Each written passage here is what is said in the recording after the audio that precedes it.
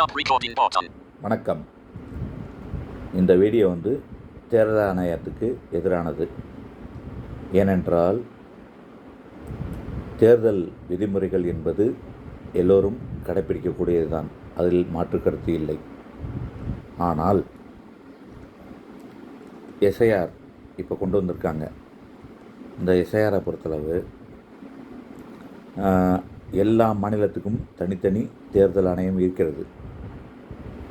ஒன்றிய தேர்தல் ஆணையம் அதை கட்டுப்படுத்துகிறது. ஆனால் 5 வருடம் ஒவ்வொரு ஆட்சியும் ஒவ்வொரு மாநிலத்திலும் நடக்கிறது. அந்த பட்சத்தில் 5 வருடத்திற்கு அந்த மாநில தேர்தல் ஆணையம்தான் பொறுப்பு.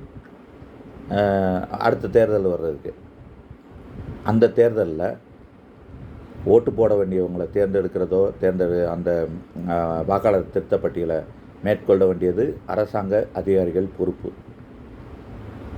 அப்போ அந்த பட்சத்தில் ஒன்றிய தேர்தல் ஆணையம் இப்போது அவசரமாக இந்த எஸ்ஐஆர் கொண்டு வர காரணம் என்ன? 5 வருடம் இருக்குது. 5 வருடம் இருக்குதுல்ல ஒவ்வொரு ஆட்சியிலையும். போன வருஷம், அதுக்கு முந்தின வருஷம், ஒவ்வொரு மாநிலத்துலேயும், எந்த மாநிலமாக இருந்தாலும் சரி, ஒவ்வொரு ஆட்சியிலையும் இருக்குல்ல, 5 வருஷம் இருக்குல்ல. இத்தனை நாளும் ஒன்றிய தேர்தல் ஆணையம் யார் மயிரை பிடுங்க போயிருந்தீங்க? இப்போது இந்த எஸ்ஐஆர் கொண்டு வர காரணம் என்ன?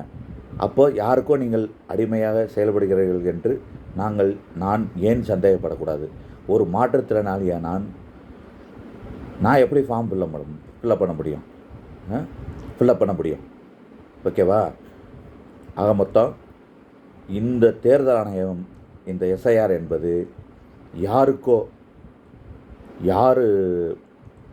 காலிலே விழுகிறதுக்காக இந்த தேர்தல் ஆணையம் செய்கின்ற பணி.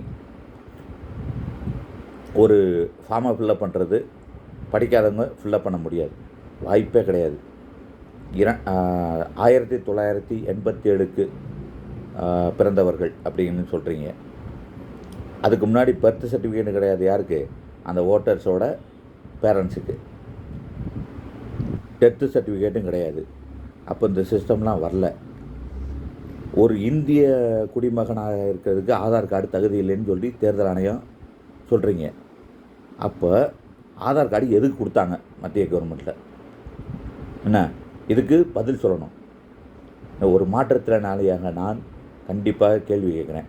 இத்தனை நாள் யார் மயிரை பிடுங்க தேர்தல் ஆணையம் போயிருந்தீங்க? இதுக்கு பதில் சொல்லுங்கள். அவசர காலத்தில் இந்த எஸ்ஐஆர் கொண்டு வரதுக்கு காரணம் என்ன? இதற்கு தேர்தல் ஆணையம் இதுக்காக எந்த கோர்ட்டில் கேஸை சந்திக்கிறதுக்கும் ஒன்றும் பிரச்சனை இல்லை. இதே கவர்மெண்ட் ரூல்ஸ் தான் எங்களுக்கும் இருக்குது. என்ன, உரிமையை பெறுறதுக்கு எங்களுக்கும் ரூல்ஸ் இருக்குது.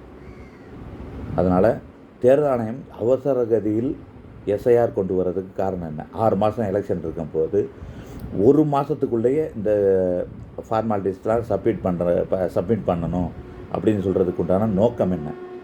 நீங்கள் யாரை பயன்படுத்துகிறீங்க? ஏற்கனவே பணியில் இருக்கின்ற அரசாங்க அதிகாரிகளை தான் பயன்படுத்துகிறீங்க. அவங்களுக்கு 1008 ப்ரெஷர் இருக்குது, 1008 டென்ஷன் இருக்குது. இந்த வாக்காளர் பட்டியல் எப்படி சரியாகும்? அதனால்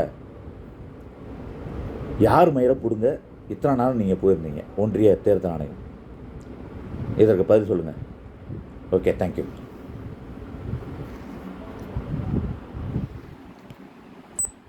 Stop recording.